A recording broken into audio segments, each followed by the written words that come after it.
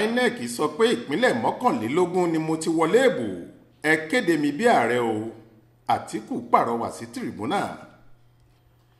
Òǹdíje dupò ààrẹ orílẹ̀-èdè yìí nínú ètò ìdìbò gbogbogbò tó wáyé lọ́jọ́ kẹẹ̀ẹ́dọ́gbọ̀n oṣù kejì ọdún 2023 yìí lábẹ́ àsíá ẹgbẹ́ òṣèlú People's Democratic Party PDP, Alhaji Atiku Abubakar ti rọ ilé-ẹjọ́ tìrìbùnà kan, ìyẹn Presidential Election Petition Court, tó ń gbọ́ ẹjọ́ lórí awuyewuye tó bá súyọ lákòókò ìbò ọ̀hún nílùú Àbújá pé kí wọ́n kúkú kéde òun gẹ́gẹ́ bí ojúlówó ẹni tó wọlé ìbò sípò ààrẹ orílẹ̀-èdè yìí níwọ̀n ìgbà tí àjọ elétò ìdìbò ilẹ̀ wa Independent National Electoral Commission INEC tó ṣètò ìbò ọ̀hún ti sọ pé ìpínlẹ̀ mọ́kànlélógún lòun àti ẹgbẹ́ òṣèlú ọ̀hún ti jáwé olúborí lákòókò ìbò náà tí wọn kò sì tí ì kó ọ̀rọ̀ wọn jẹ tàbí takò látìgbà tí wọ́n ti sọ síta. Àtíkù sọ̀rọ̀ ọ̀hún di mímọ̀ lọ́jọ́ Ẹtì Friday ọjọ́ kọkànlélógún oṣù keje ọdún 2023 yìí lákòókò tó ń wí àwíjàre ìkẹyìn rẹ̀ lórí ẹjọ́ tóun àti ẹgbẹ́ PDP pè láti tako bí àjọ INEC ṣe kéde rẹ̀ pé ààrẹ Bọ́lá Ahmed Tinubu ti ẹgbẹ́ òṣèlú All Progressives Congress APC ló wọlé sípò ààrẹ orílẹ̀-èdè wa. Lọ́ọ̀yà Chris Uche tí í ṣe amòfin àgbà tó ń ṣojú Àtíkù nílé ẹjọ́ ọ̀hún gba ẹnu Àtíkù sọ̀rọ̀ pé ọ̀pọ̀ ìdí lòun ti ṣàlàyé yékéyéké níwájú tìrìbùnà ọ̀hún láti fẹ̀rí hàn pé Tinubu kọ́ ló yẹ kí wọ́n kéde gẹ́gẹ́ bí ẹni tó yege ìbò náà. Ọ̀kan gbòógì lára ìdí náà sì ni èyí tí àjọ INEC yìí ti sọ síta gbangba pé Àtíkù ló jáwé olúborí ní ìpínlẹ̀ mọ́kànlélógún tí wọn kò sì tí ì tako ọ̀rọ̀ ọ̀hún. Àjọ INEC pàápàá ti sọ níta gbangba pé Àtíkù ló jáwé olúborí láwọn ìpínlẹ̀ mọ́kànlélógún.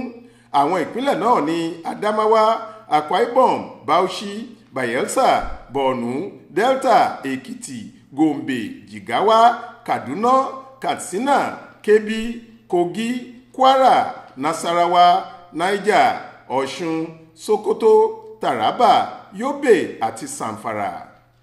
Àtíkù ní yàtọ̀ sí èyí òun ti fìdí ẹ̀ múlẹ̀ níwájú ilé ẹjọ́ yìí pé ẹni tí wọ́n lóun ló wọlé ìbò yìí kò tiẹ̀ kúnjú òṣùwọ̀n láti jáde dupò ààrẹ ká má tí ì sọ ti wíwọlé torí ó lẹ́bọ lẹ́rù gidi látàrí bí wọ́n ṣe ló jẹ̀bi lílọ́wọ́ nínú okòwò egbòogi olóró lórílẹ̀‐èdè Amẹ́ríkà nígbà kan èyí tóun fúnra ẹ̀ ti torí ẹ̀ san òbítíbitì owó dọ́là fúnjọba ilẹ̀ náà gẹ́gẹ́ bí ìdápadà àti owó ìtanràn okòwò burúkú tó ṣe.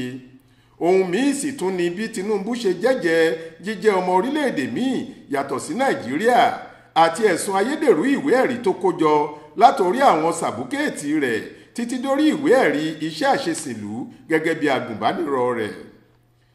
Àtíkù tún pàrọwà sí ìgbìmọ̀ onídàájọ́ náà nínú lẹ́tà ìkẹyìn rẹ̀ pé níṣe ni àjọ INEC yí ìbò òun fún Tinubu. Ó ní bí wọ́n ṣe kùnà láti lo ẹ̀rọ BVAS tó jẹ́ kó máa ṣe àtàrétàrí àwọn èsì ìdìbò ọ̀hún sórí ẹ̀rọ ayélujára ní tààràtà.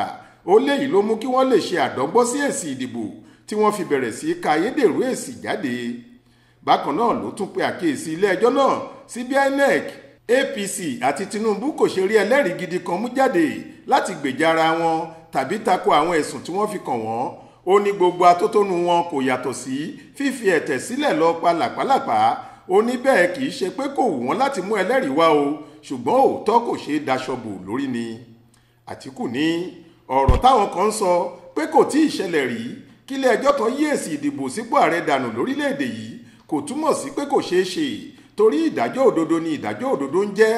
Àsìkò yìí gan ló sì tọ̀nà jù láti ṣe irú ìdájọ́ òdodo bẹ́ẹ̀ kí gbogbo àwọn tó ń ṣèrú ìbò lè súnrakì kí nǹkan tó wọ́ sì lè bẹ̀rẹ̀ sí í tọ́. Àtíkù Abubakar tó ti fìgbà kan jẹ́ igbákejì ààrẹ orílẹ̀‐èdè yìí tẹ́lẹ̀ ní ìbò mílíọ̀nù 7 díẹ̀ ni wọ́n sọ pé mo ní nínú ìbò ọ̀hún tí wọ́n sì tún sọ pé ìpínlẹ̀ mọ́kànlélógún ni mo ti jáwé olúborí níbẹ̀. Àjọ INEC fúnra wọn ló sì sọ̀rọ̀ ọ̀hún. Wọn kò kó ọ̀rọ̀ wọn jẹ bẹ́ẹ̀ ni wọn kò takò pé àwọn ò sọ bẹ́ẹ̀ mọ́. Kò sóhun táwọn adájọ́ ilé ẹjọ́ tó ń wá mọ́ ju pé kí wọ́n kéde pé èmi ni mo wọlé lọ kí wọ́n sì ṣohun gbogbo tó yẹ lórí ọ̀rọ̀ náà gẹ́gẹ́ bó ṣe wí. Adéwálé Adéoyè ló ṣàkójọ ọ̀rọ̀ yìí fún iléeṣẹ́ tẹlifíṣàn Aláròye online. Faith Adébọ́lá ló kà á sétí ìgbọ́ yín.